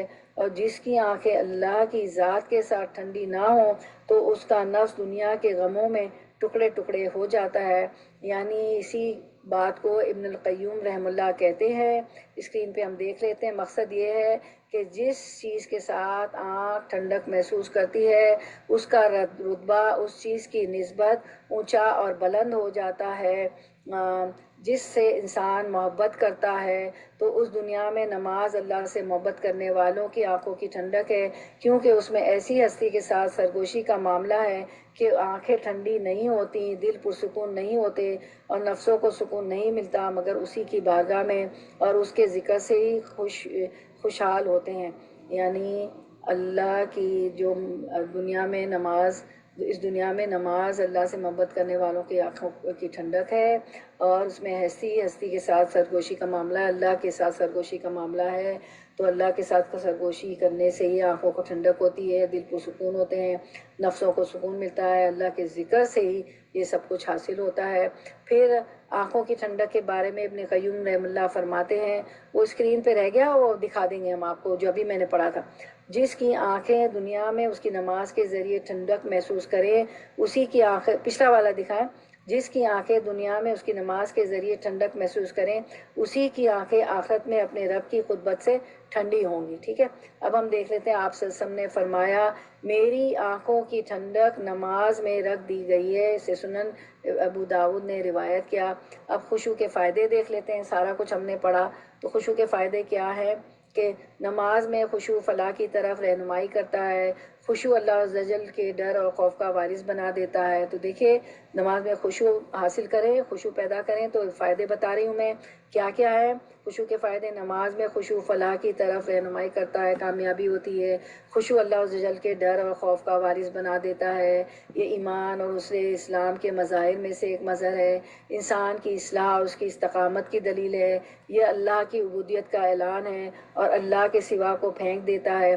خشوع نظروں کی حفاظت اور پہلو جھکانے یعنی لوگوں سے انکساری کرنے کی طرف لے جاتا ہے، اس سے گناہ کم ہو جاتے ہیں اور اجر بڑھ جاتا ہے، عذاب اور برے انجام سے نجات کا باعث ہے، جنت کے ساتھ کامیابی ملتی ہے۔ خشوع اپنے کرنے والوں کو قیامت کے دن درجات میں بلند کر دے گا۔ خشوع دل سے سختی کو دور کر دیتا ہے، جس کے دل نے خشوع اختیار کیا شیطان اس کے قریب نہیں آتا۔ اسے ندرۃ النعیم سے لیا گیا۔ یہ ہے خشوع کے فائدے، اگر آپ خشوع میں اور آپ کریں گے تو اتنے سارے فائدے ہیں۔ اب خشوع پیدا کرنے والے اسباب، وہ کیا ہم محنتیں کریں، کوشش کریں کہ خشوع پیدا ہو جائے نا، تو اس کے دو اسباب ہیں خشوع پیدا کرنے کے، ظاہری اور باطنی۔ ٹھیک ہے، تو ہم ظاہری اسباب دیکھ لیتے ہیں خشوع کے۔ سب سے پہلے خشوع کے ظاہری اسباب، جگہ کی صفائی ہو، جہاں ہم نماز پڑھیں وہ صاف ستھری ہو، مساجد کی صفائی، مساجد صاف ستھرے ہوں۔ رمضان میں کیا ہوتا ہے کہ بچوں کو لاتی ہیں تراویح میں تو وہ جو ہے چپس کے اور بسکٹ کے ریپرز پھینک دیتے ہیں، خالی بوتلیں نہیں اٹھاتے ہیں، گند پھیلا رہی ہوتی ہیں، اور خواتین، میں سب کی نہیں بات کرتی، اللہ مرحم اللہ، بچے جو ٹھیک ہے بچوں کو لائیں، ان کو سکھائیں، لیکن وہ چیزیں تو اٹھائیں۔ تو مساجد کی صفائی کرنی چاہیے، اور آپ اللہ تعالیٰ نے سورۃ الحج میں فرمایا ابراہیم علیہ السلام سے، آیت 26، وَطَّاهِرْ بَيْتِيَ لِلطَّائِفِينَ وَالْقَائِمِينَ وَالرُّكَّعِ السُّجُودِ، ابراہیم علیہ السلام سے فرمایا کہ میرے گھر کو طواف کرنے والے، قیام کرنے والوں، رکوع کرنے والوں اور سجدہ کرنے والوں کے لیے پاک صاف رکھنا۔ پھر ہم دیکھتے ہیں ظاہری اسباب، لباس سادہ ہو، بہت زیادہ ٹائٹ لباس ہوگا، خشوع پیدا کرنے والے اسباب، ظاہری اسباب، بہت زیادہ ٹائٹ لباس ہوگا تو کیا ہوگا، تو پھر رکوع بھی نہیں ہوتا، گھٹنے بھی، بہت ٹائٹ پینٹ وغیرہ، وہ سردیاں ہمیں پہننی پڑتی ہے تو وہ ڈھیلی ہو تو رکوع میں بھی نہیں پیر جھکے گا، سجدے میں بھی نہیں، سجدہ بھی نہیں صحیح ادا ہوگا، اور ماحول سادہ ہو، تصاویر نہ ہو۔ آپ صلی اللہ علیہ وسلم نے فرمایا، حضرت عائشہ فرماتی ہیں کہ ان کے پاس ایک پردہ تھا، عائشہ رضی اللہ عنہا کے پاس، اسے انہوں نے گھر کے کنارے پر لٹکا دیا تھا، نبی کریم صلی اللہ علیہ وسلم نے فرمایا یہ پردہ نکال دو، اس کی مورت اس نماز میں میرے سامنے آتی ہے اور دل اچاٹ ہو جاتا ہے۔ تو تصاویر بھی نہیں ہونی چاہیے، تصاویر ہوں گی تو فرشتے بھی داخل نہیں ہوں گے، بے مقصد اشیاء نہ ہو، اور سترے کا اہتمام کریں، کیونکہ کوئی ہمارے آگے سے گزر جائے تو سترا ہونا چاہیے۔ رسول اللہ صلی اللہ علیہ وسلم نے فرمایا جب تم میں سے کوئی نماز پڑھے تو اپنے سامنے کوئی سترا رکھ لے، پھر اس کے قریب ہو کر نماز پڑھے۔ رسول اللہ صلی اللہ علیہ وسلم نے فرمایا جب تم میں سے کوئی شخص نماز پڑھنے کا قصد کرے تو اپنے آگے بطور سترا کوئی چیز رکھ لے، اگر کوئی چیز نہ پائے تو لاٹھی ہی گاڑ لے، اور اگر اس کے ساتھ لاٹھی بھی نہ ہو تو زمین پر ایک لکیر کھینچ دیں، پھر اس کے سامنے سے گزرنے والی کوئی بھی چیز اس کا نقصان نہیں پہنچا سکتی۔ تو سترے کا انتظام کریں۔ گفتگو کرنے والے اور سونے والوں کے بیچ نماز نہ پڑھیں، کیونکہ جو باتیں ہوں گی تو نماز میں جو ہے ڈسٹرکشن ہوگا، کیا پڑھ رہے ہیں کیا کہہ رہے ہیں سمجھ ہی نہیں آئے گا، آیتوں کا مطلب بھی سمجھ نہیں آئے گا، کیونکہ ہمیں مطلب بھی آنا چاہیے کہ ہم کیا بول رہے ہیں آیتوں کا، رکوع اور سجود میں جو دعائیں پڑھتے ہیں ان کا سب کا مطلب آنا چاہیے، تو روح ہونا چاہیے، نماز بے روح نہیں ہونی چاہیے، اور جو ہے سونے والے کے پیچھے نماز نہ پڑھیں، کیونکہ پھر ہمیں بھی جو ہے سستی طاری ہو جائے گی۔ کھانے اور قضاء حاجت کی موجودگی میں نماز نہ پڑھنا چاہیے، بھوک لگی ہو تو حدیث بھی ہے نا کہ پہلے کھانا کھا لیا جائے، قضاء حاجت ہو، کال آف نیچر ہمیں محسوس ہو رہی ہے تو پہلے واش روم چلے جائیں، اچھی نماز پڑھیں، پھر نیند کا غلبہ ہو تو نماز نہ پڑھے۔ رسول اللہ صلی اللہ علیہ وسلم نے فرمایا کہ جب تم میں سے کوئی نماز میں نیند محسوس کرے تو وہ لیٹ جائے یہاں تک کہ اس کی نیند جاتی رہے، کیونکہ جب کوئی نیند کی حالت میں نماز پڑھتا ہے تو اسے معلوم نہیں ہوتا کہ وہ استغفار کر رہا ہے، توبہ کر رہا ہے، یا اپنے آپ کو برا بھلا کہہ رہا ہے، یا کوئی غلط بات کر رہا ہے۔ مفہوم تھا یہ حدیث کا۔ پھر جو ہے ہم دیکھتے ہیں کہ باطنی خوشو پیدا کرنے والے باطنی اسباب، تو نماز نفس کے ساتھ ایک معرکہ ہے، واقعی ایک مجاہدہ۔ آپ نے 5 طرح کے لوگ پڑھے نا کہ وہ مجاہدہ کرتے ہیں، اپنی نفس سے لڑتے، شیطان ہے، اپنا نفس ہے، آس پاس کے لوگ باتیں کر رہے ہوتے ہیں، یہ ہوتے ہیں ہوتے ہیں۔ ابھی پچھلے دنوں میری کسی سے ملاقات ہوئی، ہماری کوئی عزیزہ آئی ہوئی تھی رشتہ دار، انہوں نے ایک ہی کمرہ تھا اور بیڈ روم میں پتہ نہیں وہ بچے سو رہے تھے کیا تھا، انہوں نے اتنی خشوع سے نماز پڑھی سب کے بیچ، میں آپ کو بتا نہیں سکتی ہوں، نہ ان کا ریا تھا نہ دکھاوا تھا، کرسی پہ پڑھی، ٹھیک ہے ان کے پیروں میں گھٹنے میں تکلیف تھی کہ میرے پورے گھر ہمارا گواہ بن گیا، جتنے ہم لوگ وہاں موجود تھے، کہ ان خاتون نے، بچوں نے کہا ان آنٹی نے ممی کتنی خشوع سے نماز پڑھی۔ تو ایسا ہونا چاہیے کہ صحابہ کرام تو کہتے تھے کہ کوئی سرجری بھی، اس زمانے میں تو سرجری نہیں تھے، ڈاکٹرز وہ پیر کاٹا جاتا تھا اور گرم تیل میں ڈال دیا جاتا تھا، تو صحابہ کرام کہتے تھے کہ ہمارا نماز میں علاج اس طرح کا کیا جائے، اتنے وہ خشوع سے نماز پڑھتے تھے۔ اللہ تعالیٰ ایسا خشوع ہمیں نصیب کر دے۔ تو نماز ایک معرکہ ہے، یہ سب سے قیمتی لمحات ہوتے ہیں، اور جو ہے بہترین عبادت ہے نماز، تو سجدے میں اللہ کے آگے جھک جانا۔ اور آدم وہ علیہ السلام نے سجدہ کیا، تمام فرشتوں نے آدم علیہ السلام کو سجدہ کیا، اور صرف سجدہ نہ کرنے کی وجہ سے شیطان جو ہے مردود ٹھہرایا گیا اور جو ہے رجیم ہو گیا۔ تو یہ سب سے بہترین عبادت ہے، اس میں سجدہ بھی ہوتا ہے۔ نماز کی قدر پہچاننی چاہیے، نماز جو ہے اور پھر نماز میں جلدی نہیں کرنا چاہیے۔ ہمارا نفس کہتا ہے، آپ سب نے فرمایا تمہارا نفس کہتا ہے جلدی کرو جلدی کرو، لیکن جلدی اس کی نفس کی نہیں ماننی چاہیے، نماز کی قدر پہچاننی چاہیے۔ جب مسلمان اپنے رب کی قدر اور اس کے چہرے کے جلال اور اس کی عظمت کی تعظیم کرتا ہے تو اسے نماز کی عظیم قدر حاصل ہو جاتی ہے۔ نماز کے لیے تیاری کرنا چاہیے، جیسے ہی اذان ہوئی، اذان کا وقت بھی پتہ ہونا چاہیے، ٹائمنگ بھی سردی گرمی کے پتہ ہونا چاہیے، فوراً اس کی تیاری کے لیے اٹھ جانا چاہیے، وضو کرنا چاہیے، جگہ صاف کرنی چاہیے، جگہ بھی بنی ہوئی ہوتی ہے ہمارے کمروں میں، گھروں میں، اور پوری اس کے ارکان شعوری طور پر ادا کرنا چاہیے، رکوع، سجود، قیام، قعدہ، جو ہے دعا استفتاح، ساری چیزیں بہت اچھی طرح مطلب کے ساتھ، ورنہ بے روح نماز ہوتی ہے۔ ابھی آپ نے پڑھا جیسے کہ مردہ نماز بھی دی، اپنے نفس کو بار بار آہستگی کی طرف لے آنا ہے، اپنے نفس کو یاد دلانا ہے کہ وہ رب کے سامنے کھڑا ہے، اور وہ جو ہے بہت ایک بڑی ہستی کے سامنے کھڑا ہے، وہ رب ہے، خالق مالک میرا مدبر ہے، وہی سب کچھ ہے میرا۔ اللہ سے ملاقات کا احساس اپنے اندر زندہ کرنا ہے۔ یوم یقوم الناس لرب العالمین، اس دن بھی، قیامت کے روز بھی اللہ کے سامنے سب کھڑے ہوں گے، تو آج میں نماز میں بھی اسی طرح کھڑی ہوں۔ اللہ کی قدرت کو سوچنا ہے، اللہ کی عظمت کو سوچنا ہے کہ اور اللہ کے سوا کوئی عظیم ہے ہی نہیں، لیس کمثلہ شیء، دل کو دنیا کے خیالات سے خالی کرنا ہے، دنیا کی حقیر پن کو سوچنا ہے کہ دنیا فانی ہے، وما متاع الدنیا الا متاع الغرور، دنیا تو فانی ختم ہو جائے گی، دھوکے کا سامان ہے۔ میں اچھی نمازیں پڑھ کے چلی جاؤں، اپنی موت کو یاد رکھنا ہے کہ سب سے پہلے موت ہو جائے گی تو سب سے پہلے نماز کا حساب ہوگا۔ پھر اب جو ہے ہم دیکھتے ہیں تو رب کی معرفت حاصل کرنا ہے، اور نماز جو ہے جو کیونکہ مناجات ہے، اللہ سے سرگوشی ہے، تو رکوع، سجود، سجدے، نماز کے ہر ارکان کو بہت اچھی طرح سے اور سب کے معنی بھی ہمیں آتے ہوں تو اس کے ساتھ ہمیں پڑھنا ہے۔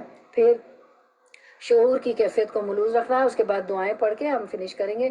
شعور کی کیفیت کو ملوث رکھنا ہے، اب کیسے یہ ہماری کیفیات جو ہم نے ظاہری باطنی سب پڑھی ملوز رکھیں گے، اس کا کیسے لحاظ کریں گے. رب کی معرفت حاصل کرنا ہے، اللہ کے صفاتی نام سے معرفت حاصل ہوتی ہے کہ رب کو پہچاننا ہے، غفور ہے، رحیم ہے، سارا کچھ 99 ایٹریبیوٹس ہیں اللہ کے، صفاتی نام ہے. رب سے شعور کے ساتھ مناجات کرنا ہے نماز میں، نماز رب سے سرگوشی کرنا ہے، اس لیے عمدگی سے نماز پڑھنی ہے. قرآنی آیات اور دعاؤں کو تدبر سے پڑھنا ہے، ہر آیت پر رکنا ہے. سورۃ الفاتحہ کا تو اللہ تعالیٰ ایک ایک آیت پہ جواب دیتے ہیں، تو اس کو رک رک کے پاز کر کے پڑھنا ہے. قرآن کو ٹھہر ٹھہر کر پڑھنا ہے، آواز کو خوبصورت بنانا ہے، قرآنی آیات کے مطابق آیات کا جواب دینا ہے. آپ صلی اللہ علیہ وسلم جنت کی آیتیں ہوتی تھیں نوافل میں تو جنت طلب کرتے تھے، اور عذاب کی آیتیں ہوتے تو استغفار کہتے تھے. نوافل میں اطمینان اور سکون سے ہر رکوع ادا کرنا ہے، رکوع سجدہ گیند بلے کی طرح ٹپ ٹپ ٹپ ٹپ نہیں کرنا ہے، رکوع میں بھی اچھی طرح جھکنا ہے اطمینان اور سکون سے. نگاہیں سجدے کی جگہ پر رکھنی ہے، نگاہ کی چوری نہیں کرنی، ادھر ادھر نہیں دیکھنا ہے. نماز میں ادھر ادھر دیکھنے سے بچنا ہے، دوپٹہ کپڑا ٹھیک نہیں کرنا ہے، سامنے سے کوئی چیزیں نہیں اٹھانی ہے، آنکھیں بند کر کے نماز نہیں پڑھنا. کچھ لوگ کھڑے ہوتے ہیں آنکھ بند کر لیتے تو اس سے کیا ہوگا، نماز میں نیند آ جائیں گی. دوران نماز سجدے کی جگہ سے چیزوں کو نہیں ہٹانا ہے، اور ہماری نظر جو ہے پوری نماز میں سجدے کی طرف ہوگی. اب ہم خشوع کے لیے دعائیں مانگ لیتے ہیں. دو ہی دعائیں ہیں، ادعونی استجب لکم، دعا چینجز دا ڈیسٹینی. تو ہم دعا مانگ لیتے ہیں، اللہ جو ہے دعا کو قبول کرنے والا ہے. ایسے دل سے پناہ مانگنا جس میں خشوع نہ ہو. اللہم انی اعوذ بک من علم لا ينفع ومن قلب لا یخشع ومن نفس لا تشبع ومن دعوت لا یستجاب لها یستجاب لہا. اے اللہ بے شک میں تجھ سے پناہ مانگتا ہوں ایسے دل سے جو خشوع کرنے والا نہ ہو، اور ایسے نفس سے جو سیر ہونے والا نہ ہو، اور ایسے علم سے جو نفع دینے والا نہ ہو، اور ایسی دعا سے جو قبول ہونے والی نہ ہو. یا اللہ ہماری دعا کو سن لیجئے. پھر ایک اور دعا مانگ لیتے ہیں، اللہ سے ڈرنے والا بننے کی دعا. تو مانگتے ہیں ہم دعا مانگ لیتے ہیں، ربی آئینی ولا تعین علیہ وانصرنی ولا تنصر علیہ وامکر لی ولا تمکر علیہ واہدنی ویسر الہدی علیہ وانصرنی علی من بغی علیہ. ربی اجعلنی لک شکارا لک ذکارا لک رہابا لک متواء الیک مخبتا اواہا منیبا. ربی تقبل توبتی واغسل حوبتی واجب دعوتی وثبت حجتی واہدی قلبی وسدد لسانی واسلل سخیمۃ قلبی. یہ دعا مجھے اتنی پسند ہے. اے میرے رب میری مدد فرما، میرے خلاف دوسروں کی مدد نہ فرما، میرے حق میں تدبیر فرما، میرے خلاف تدبیر نہ فرما. مجھے ہدایت عطا فرما، ہدایت کو میرے اوپر آسان فرما. جو مجھ پر زیادتی کرے اس پر میری مدد فرما.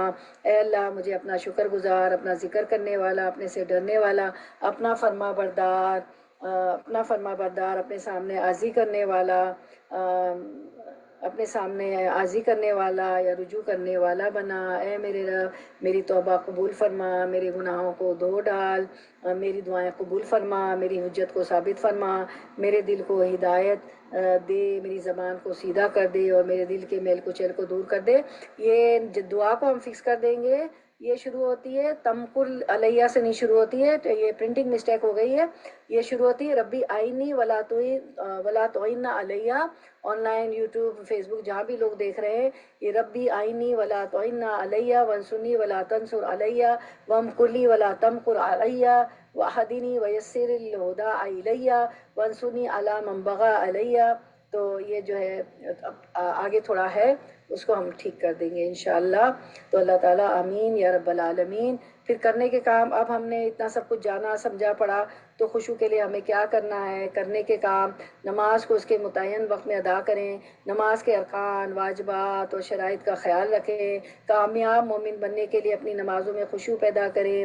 نماز میں خشوع ہوگا تو یہ ہے کہ جنت کا حصول بھی ہوگا اور اللہ کی قربت بھی حاصل ہوگی. آپ نے مقربین بندوں کے بارے میں بھی پڑھا کہ مقربین کی نماز کیسے ہوتی ہے. اس ریکارڈنگ کو بار بار سنیے گا تو آپ کو پتہ چلے گا، اور آگے بھی اس کو جتنا بھیجیں گی، جتنے لوگوں کی نمازیں اچھی ہوں گی تو ان کا ثواب ان کو تو ملے گا، آپ کو بھی ملے گا. ہمیشہ نماز میں پھر جو ہے کامیاب مومن بننے کے لیے اپنی نمازوں میں خشوع پیدا کرے، نماز خشوع کے لیے پرسکون جگہ کا انتخاب کرے۔ ہمیشہ یاد رکھیں کہ یہ طریقہ ہے کامیاب ہونے کا۔ اگر ہم چاہتے ہیں کہ آخرت میں جہنم سے بچ جائیں اور جنت میں داخل ہو جائیں تو لازم ہے کہ پھر خشوع اختیار کریں، ٹھیک ہے؟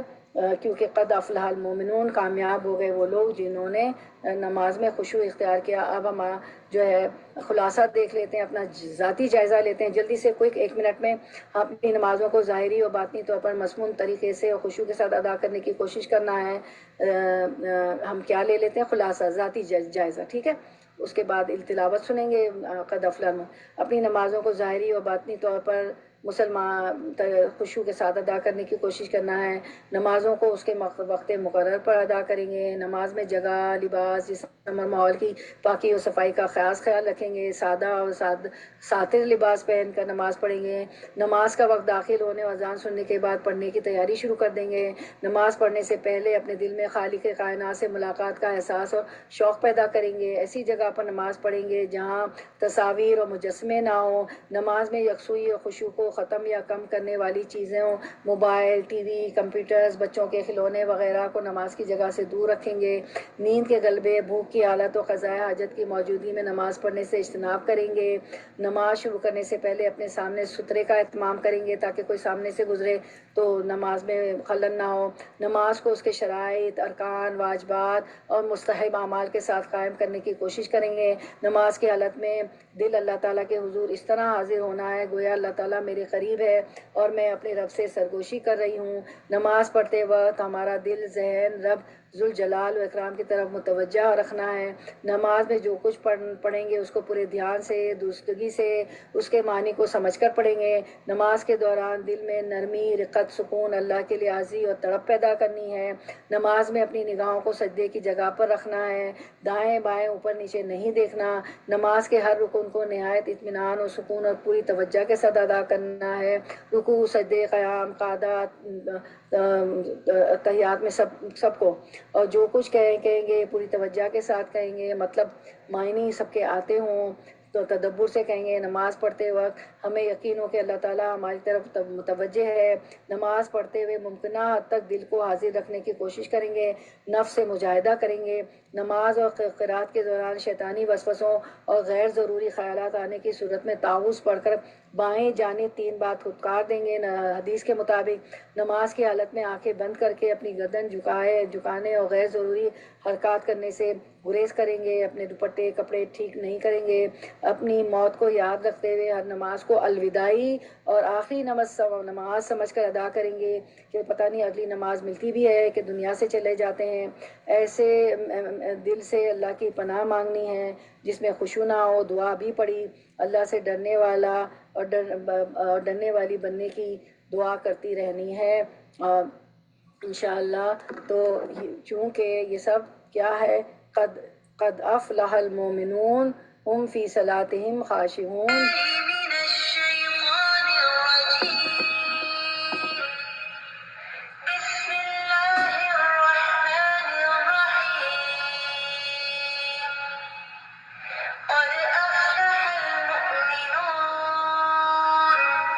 آیت دکھا دیں۔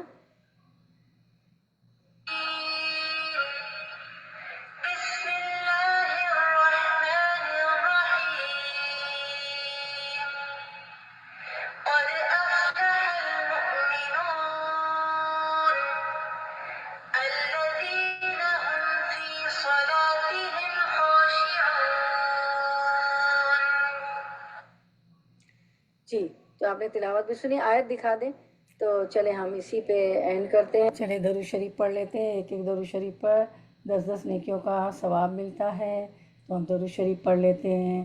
اللہم صلی علی محمد وعلی آل محمد کما صلیت علی ابراہیم وعلی آل ابراہیم انک حمید مجید۔ اللہم بارک علی محمد وعلی آل محمد کما صلیت علی ابراہیم وعلی آل ابراہیم انک حمید مجید۔ بارک اللہ فی علمک و عملک و رزقکم و اوقاتکم و اہلکم و مالکم، آمین یا رب العالمین۔ اللہم وفقنا لما تحب و ترضی، یا اللہ ہمیں توفیق دے کہ وہ ہم عمل کریں جس سے آپ محبت کرتے ہیں اور راضی ہوتے ہیں۔ اللہ ہی ہماری نمازوں میں ایسے ہی خشوع عطا فرما دیجیے جیسا کہ ہم نے جانا سمجھا پڑھا آپ کی آیتوں سے اور آپ صلی اللہ علیہ وسلم کی حدیث مبارکہ سے۔ ربنا تقبل منا انک انت السمیع العلیم وتب علینا انک انت التواب الرحیم، اور ہمیں جنت الفردوس کا وارث بنا دیجیے جیسے کہ آپ نے سورۃ المؤمنون میں بتایا اور ابھی ہم نے پڑھا۔ سبحان ربک رب العزت عما یصفون وسلام علی المرسلین والحمد للہ رب العالمین، وآخر دعوانا ان الحمد للہ رب العالمین۔ سبحانک اللہم وبحمدک، اشہد ان لا الہ الا انت، استغفرک واتوب الیک۔ السلام علیکم ورحمۃ اللہ وبرکاتہ۔ تو یہ ہماری پوری ڈیٹیل تھی ہماری پہلی دوسری آیت پہ، کہ اب دوسری آیت جو تھی ہمارا سورۃ المؤمنون کی ہم شروع کر چکے ہیں۔ سورۃ المؤمنون کہ قد افلح المؤمنون، یقیناً فلاح پالی ایمان والوں نے، الذین هم فی صلاتہم خاشعون، جو اپنی نماز میں خشوع اختیار کرتے ہیں۔ تو خشوع پہ بڑی ڈیٹیل میں اللہ تعالیٰ نے ماشاء اللہ کروا دیا۔ وما توفیقی الا باللہ، اللہ قبول کرے اور خشیت ہمیں عطا خشوع سے نماز پڑھنے کی توفیق